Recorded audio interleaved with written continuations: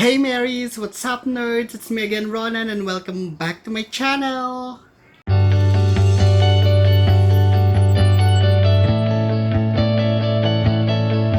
Hello dreamers! Hi guys! Kamusta naman kayo guys? So how's the quarantine life? It's September na guys no, so nasa Burma na talaga tayo at medyo lumalamig na din yung klima, 'di ba? Papunta na tayo dun sa Christmas climate na medyo malamig. So guys, kamusta kayo guys? So kamusta naman yung buhay-buhay natin? I hope na safety kayo, no? Safety yung family and peaceful yung isip natin. I know it's hard to achieve that especially nowadays na sa pandemic na time na ito. Mahirap maging kalmado at maging parang peaceful, di ba? Kasi every time you go out, talagang we are at rest. And we are doing our best, di ba? We are doing our best to be safe. Lahat ng kung ano pa, Diyos ko Lord, nagkakasugat-sugat na yung palad ko, kaka-alcohol, face mask, face shield. But still, marami pa rin talagang nagkakasakit. But anyway, I hope na we are moving towards healing, no, hindi lang sa country natin but for the world, 'di ba? So ito na nga yung new normal natin. Update for me, nahiligan kong mamili ng mga terno na pajama. So eto, ito yung suot ko ngayon, terno to guys. So, yun. Ito yung pinagkakaabalahan ko lately. Kasi very siya, comfortable. Yun. So, since nasa bahay ka lang naman. So, ito yung suot ko buong araw. And then, papalit ako the next day, same pa din. Ibang ibang design, ganyan. Yan yung pinagkakaabalahan ko lately. And, ano pa ba? Nakabili na ako ng office chair. Ayan, may office chair na ako guys. Ayun, online ko pa rin siyang nabili. Ano ba yan? But, nung binili ko siya talagang bonggang-bonggang balitaktakan with the seller. I'm just grateful na very responsive naman yung seller. And then, dumating siya the next week. Ayun. Mabilis naman siyang dumating. Kasi sa ibang bansa pa siya galing. And then, andyan na siya, nagamit ko na siya, and hindi na ganun ka, hindi na ako yung nakabaluktot na ganyan. Kasi dati monoblock yung gamit ko, ang sakit-sakit ng likod ko. Ngayon, at least okay na. Meron akong table na maayos, meron na rin akong chair na maayos. And then, nilagyan ko siya ng pillow and all. So, meron akong okay na, setup na work from home setup ko dito sa baba. Doon sa may sala, ayun. Kasi 'di ba hindi natin alam kung hanggang kailan itong ganito, 'di ba? Probably next year kung may extend pa ba, we will never know. I know eventually babalik din tayo dun sa opisina or magno-normalize din ang lahat, but 'di ba? Hanggat wala pa, it's important na let's be comfortable, 'di ba, dun sa working areas natin, especially tayo that we're not getting any younger, yung mga likod-likod natin diyan, mga balakang and all, mga buto-buto, 'di ba? Sumasakit na. Okay, so before we proceed guys, please do subscribe to my channel and click niyo na rin yung notification bell para ma-notify kayo sa next ko na upload. Okay? I also want to say thank you pala dun sa mga nag-reach out sa akin dun sa last video ko, dun sa mga questions na kinuha ko sa mga messages na na-receive ko sa fan page natin. Please do like my fan page, Anxiety Pinoy, Ronan Tristan, Anxiety Pinoy sa Facebook. Doon ako nagpo-post about anxiety, about my daily life, ganyan.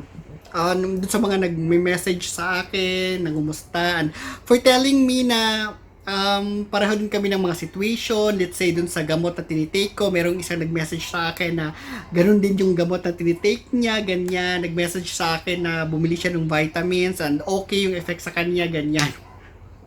Ayun, so sinishare ko lang din naman kung ano yung mga ginagamit ko, ganyan. Yung mga reseta sa akin, gano'n. But when it comes to anxiety, when it comes to anxiety medication, guys, hindi mo siya mabibili, ha, over the counter. Lagi ko naman sinasabi yun, prescribe siya ng doktor. Yung nag-message sa akin, yun din yung prescribe ng doktor sa kanya. So, pareho kami ng gamot. Ganan.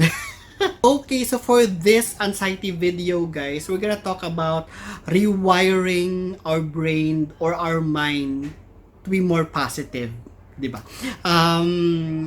Kasi, naisip ko lang yun, guys, kasi when it comes to anxiety kasi, wala namang anxiety attack na puro positive yung pinapasok ni anxiety sa isip natin, di ba? Most of the time, negative, di ba? So, if you have anxiety, you're like parang living on the edge.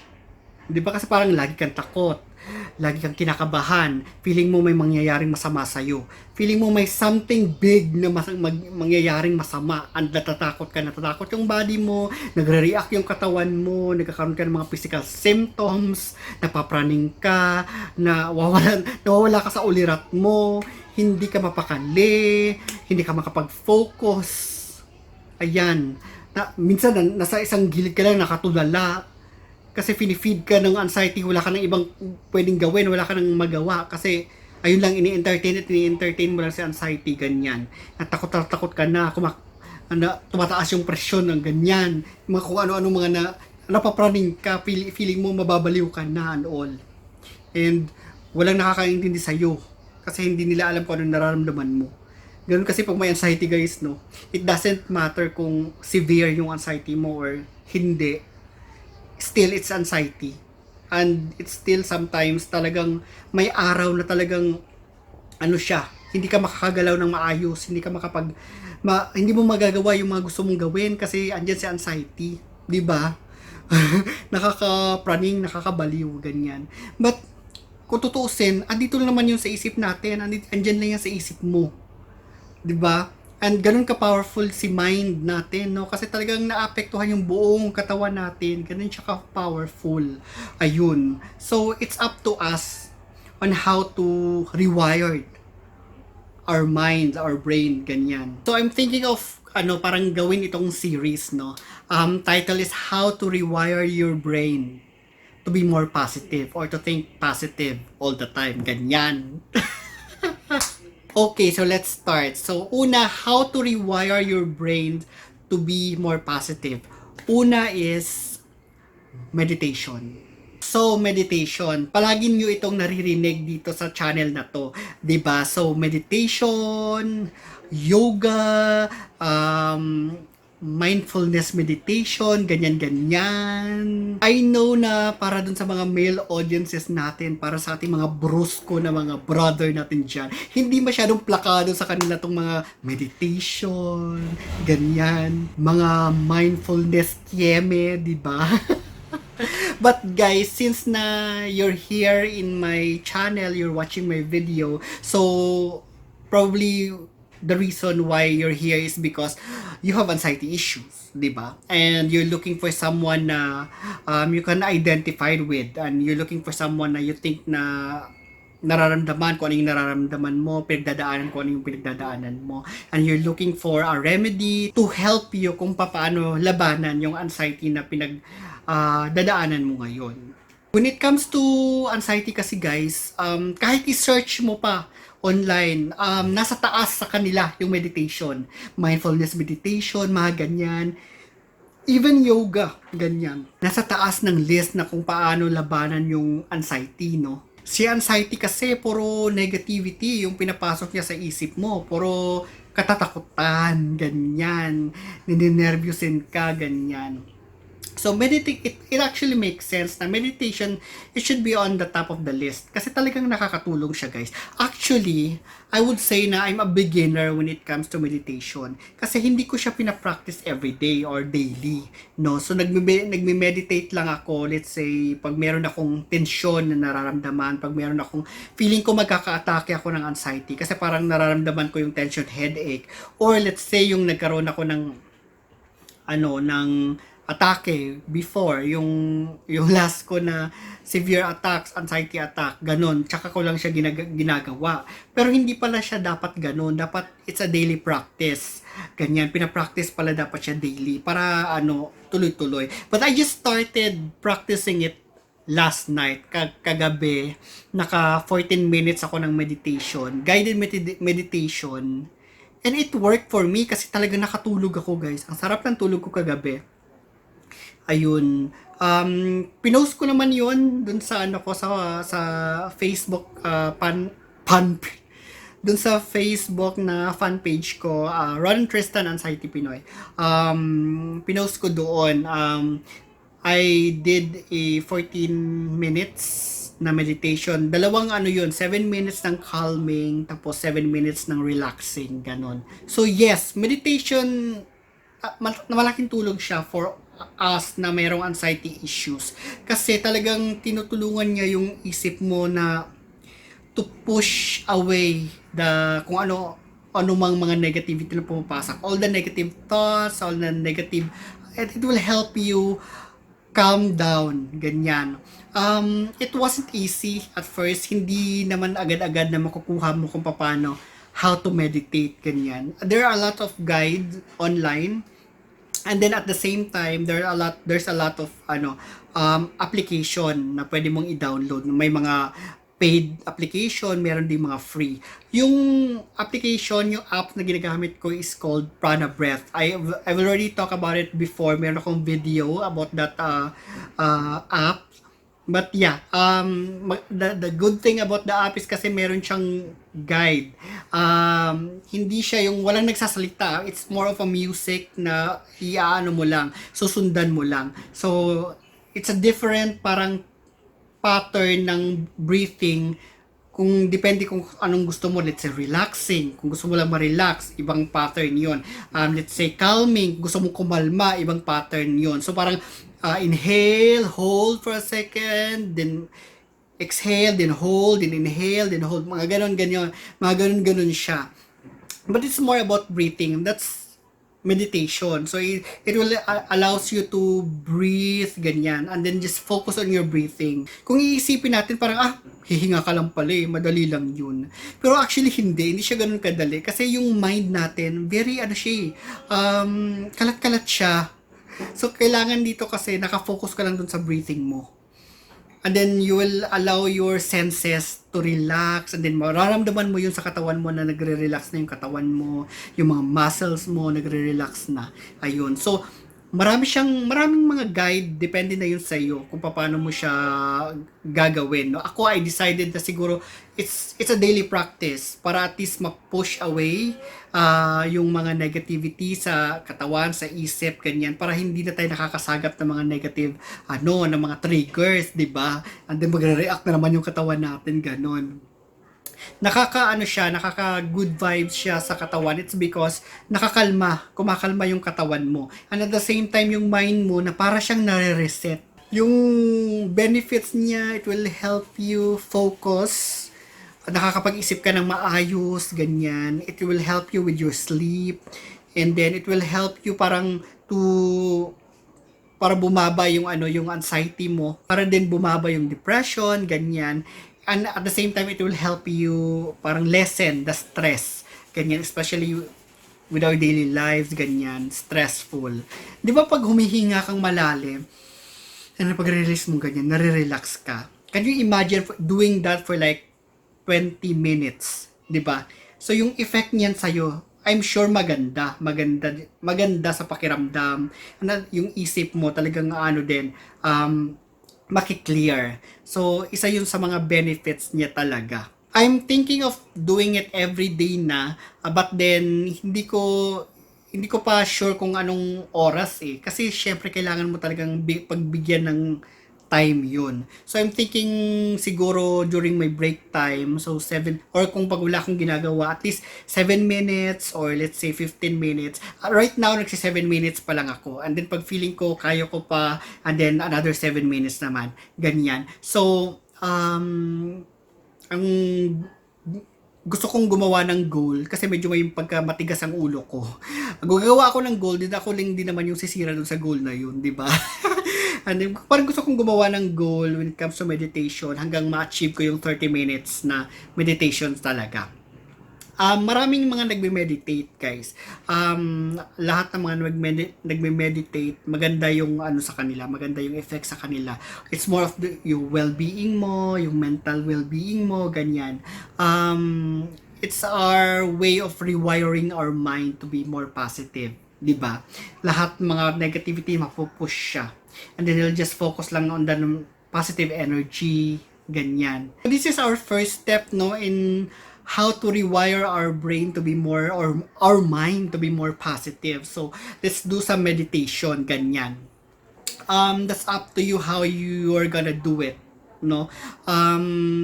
Kung gusto niyo ng guided meditation, then actually marami sa YouTube, guys. Meron ako mga nakikitang mga meditation doon, na mga guided meditation. Pwede niyo sundan 'yon kasi syempre siguro kalimitan sa atin dito beginners, so hindi pa talaga alam ko paano yung proper way, di ba? For me, I'll consider myself as a beginner. So, eto, ngayon ko pala siya gagawin na araw-araw. So, gagawin ko siya, nagawa ko na siya last night, so tonight, and then sunod-sunod until next week. Yon. So, join me if you want to. Let's do some meditation. It doesn't mean naman na kailangan 30 minutes. For a beginner, parang ang hirap ng 30 minutes, no? Siguro 15 minutes wala na, wasak na yung isip mo sa kung ano-ano nang pumapasok, 'di ba? But siguro for that, siguro I started 7 minutes eh. Tapos kagabi kasi I started 7 minutes. And then I think na parang kaya ko pa, parang gusto ko pa, parang my body and my mind is still craving for it. So, sige, another 7 minutes. Ayun, nagawa ko naman siya, guys. Nagawa ko siya. You know what I did? Pinatay ko yung ilaw. And then, nag-earplug ako. And then, umupo ako sa gitna ng kama. I mean, hindi dito sa kwarto na to, dun sa baba. Nasa gitna ako, pinakagitna ako ng kama. It's the theatric. So, pinatay ko yung ilaw, then umupo ako sa gitna ng kama, Indian seat, ganyan. And then, salpak ako ng earplug, and then I just meditate. I just listen to the meditation music. Hindi siya yung klaseng music na parang spiritual music. Parang meron siyang music for inhale, and then meron siyang music for hold, and then meron siyang music for exhale, ganyan.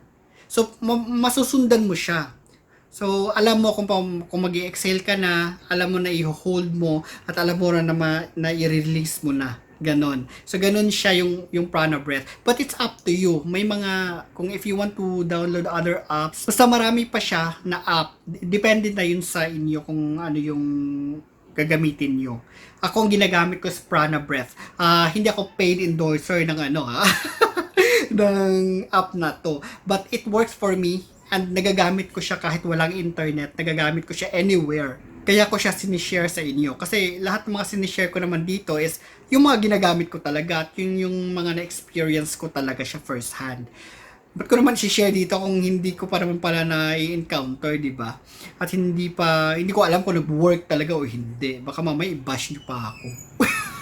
Ayun, so let's do this week, no? And then next week, we're gonna talk about siguro another steps, no? Let me know kung ano bang epekto sa inyo, kung plakado ba. I know na for some, hindi sold sa process na ito. But hindi mo naman malalaman yun kung hindi mo ita-try, di ba? Just try it. You're already here in the channel. Ibig sabihin nun, may anxiety issues ka. Di ba? And you're looking for ways. Diba? Try na natin kung wala namang mawawala eh, diba? And kung ano mang benefit nito, I'm sure nakakatulong sa katawan natin, nakakatulong sa anxiety natin, diba? Ang pinaka-goal naman natin dito is sabay-sabay tayong mag-heal. Wala akong atake lately, guys. I'm grateful. Bale, yung pinaka-last na massive attack ko, yung last ko na pinost na massive attack na, yun yung pinakamalakas. Though, there are times na medyo anxious yung katawan ko, yung isip ko, but hindi talaga siya yung atake. Yun. So, hindi talaga siya yung atake talaga. Manageable siya. So, I don't consider them as an attack, no? So, for me, pinaka-last ko, that was 3 weeks yata. 3 weeks na ba yun? Yung pinaka-last na massive attacks ko. So, hopefully, tuloy-tuloy ito. No, wag na naman sana tayo it's one of the reasons kaya hindi ako masyadong lumalabas lately kasi parang ayokong sumagap ng kung ano mga trigger. But lumabas ako ng weekend, tinry ko pero hindi ako nakasagap ng trigger, hindi nag-react yung katawan ko, yung isip ko, very calm siya. And then ngayon ipa-practice ko yung meditation. We'll see kung ano yung magiging effect niya sa body ko or sa isip ko, di ba? And of course, ibabalita ko sa inyo dito. And kayo din, let me know kung anong epekto sa inyo ng meditation, kung ginawa nyo ba, ganon. Yun. Ayun. So guys, I hope na yung video na ito makatulong naman, no? I hope na kayo, bahala kayo kung if you want to try meditation. Pero kung skeptical pa kayo sa process na ito, ayan, marami namang information online. And I can tell you, when it comes to anxiety, nandun talaga sa taas yung meditation.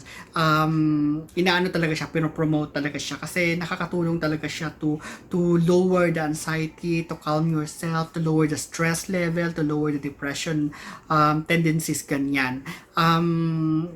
I think maganda naman ang benefit niya talaga. So far, sa mga ginagawa ko, meditation, nakakatulong siya sa akin. I'm just thinking na kung gagawin ko siya siguro everyday, mas yung benefit niya, mas makukuha ko pa, 'di ba? So I wanna push myself to do this. And encourage ko din kayo. Sabay-sabay tayo para sabay-sabay tayong mag-heal. Okay ba 'yon? Let me know kung nagawa niyo or kung ano man yung yung effect sa inyo. Sharing tayo. If you can message me if you want to share. But then you can also comment dun sa comment section. Pwede niyo pwede niyo ilagay doon yung niyo experience niyo with meditation. Ayun, so I hope makatulong naman ito no sa inyo. And so hanggang dito na lang muna siguro yung video na ito. I just want to say thank you sa lahat sa inyo na sumusuporta ng channel natin, sa mga nagme-message, sa mga nag-express ng nila ng thank you dun sa my gosh, no, thank you sa mga pagsi-share ninyo ng mga ninyo, anxiety struggles ninyo. Marami sa inyo, talagang saludo ako, guys, kasi I couldn't imagine kung paano nyo tinatawid yung araw-araw nyo na buhay, but naitatawid ninyo. For me, hindi naman ganun ka-severe yung anxiety ko, but for me, it's a battle already. But kayo, yung iba sa inyo dyan na talagang mabigat yung anxiety na talagang nagme-medication niya, ganyan. Party na sa buhay nila yung medication. Tapos, kung paano nyo tinatawid yung araw-araw, guys, grabe. Saludo ako sa inyo kung paano nyo ginagawa yan. God bless you all. I mean, wow, ibang strength yan.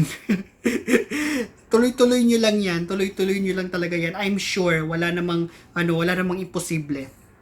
You're on your way, no, papunta dun sa healing na pinipray mo. Ayun. Pero thank you for sharing, no, your story, your journey, no, kasi ako, I'm just a stranger. Stranger ako na nagsishare lang ako ng mga remedies ko dito para kung mag-work pa sa iba, good. Kung hindi, okay lang din, 'di ba? But sinishare niyo ito sa akin. I just want to say thank you for trusting me, no? For trusting me sa mga stories na 'yon, sa mga sa mga battles niyo na 'yon, mga journey stories niyo, ganyan. Kasi kakaiba, it actually inspires me. Kasi yung sa iba sa inyo surviving, mas matindi pa yung mga pinagdaanan niyo compare sa anxiety na pinagdadaanan ko, di ba? And it actually may inspires me. Nakaka-inspire yung mga nyo. It actually willed me not to give up, di ba? Na kaya ko to kasi kaya nga nila, di ba? Yung sa kanila combination pa ng ibang mental illness. Tapos ito, akin anxiety lang naman ito. Hindi pa ganun ka-severe. Sa iba, combination. Pero kayang-kaya nila. Diba? So, thank you for sharing. Thank you for sharing that. And dun sa iba naman, na mga nanghihingi ng advice, guys, I'm so sorry. Sinasabi ko naman dito sa channel na to na hindi ko kahit na kinikwento nyo sa akin yung mga yung ninyo, yung struggles niyo with anxiety, I can only empathize, ganyan. But ang sasabihin ko lang din sa iyo is go to a doctor. Go to a doctor. I cannot advise you to do anything kasi hindi ko naman alam kung ano yung mga medical history ninyo. At hindi rin ako doktor.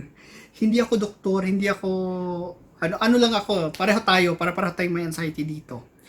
May mga nagme-message kasi na sasabihin sa akin, help me decide. Please decide for me. I cannot decide for you. That's your decision to make. No, when it comes to your health, that's your health. It's your decisions to make, not mine, 'di ba? Magiging cargo ko ni konsensya ko pa 'yun, 'di ba? Kung ano pang mangyari sa inyo. I suggest please go to a doctor, go to a professional pag kailangan niyo na talaga ng tulong. Yung mga ginagawa natin dito, mga remedies lang to, 'di ba? But kung hindi na go work to sa inyo, then okay lang, throw this out of the window and find something else, find someone else. 'Di ba? Ganun lang. Don't sweat the small stuff. Ika nga. Ayun guys, so hanggang dito na lang muna, no? So hanggang sa next video na lang natin ulit. Thank you so much. Please do subscribe and please give me a thumbs up and then share niyo yung channel natin sa tingin yung mga friends niyo or family members na kailangan ng anxiety videos na ganito. 'Di ba? I know there's a lot, no, especially sa provinces na hindi pa nila alam kung ano mga pinagdadaanan nila, kung ano yung mga nararamdaman nila. Hindi nila alam na anxiety pala yun. Actually, alam ko yun dahil marami akong nare-receive na messages na gano'n, no, na tsaka lang nila nalaman dahil napanood nila yung videos natin, and now diagnosed na sila. They're on their way to healing kasi nagbe-medication sila or ganyan, pumunta sila sa psychiatrist, tulungan sila, ganyan, nag-reach out sila. So I'm grateful for that and thank you for letting me know. So yun yung mga gusto nating i-reach out yung sa channel na to, yung mga nasa provinces na hindi nila talaga alam, na nanonood lang ng YouTube, ganyan. So hi, sana na-reach kayo ng videos natin at sana matulungan din kayo at natulungan kayo ng mga videos natin. Hopefully, ayun. No? Nakaka-good vibes din kasi yun. Kasi yung iba, guys, thank you for letting me know. You don't actually have to, but still you message me and then, diba, it's your choice na mag-message sa akin just to let me know na natulungan kayo. You don't have to. But thank you. It's, I very much appreciated that. Thank you so much for letting me know. But anyway, guys, hanggang dito na lang ulit ha. Hanggang sa susunod na video na lang ulit. As I have always said, please choose life. And please choose happiness. And please start your day with a smile. Stay at home, stay safe, and stay healthy. Thank you guys and bye for now. Bye.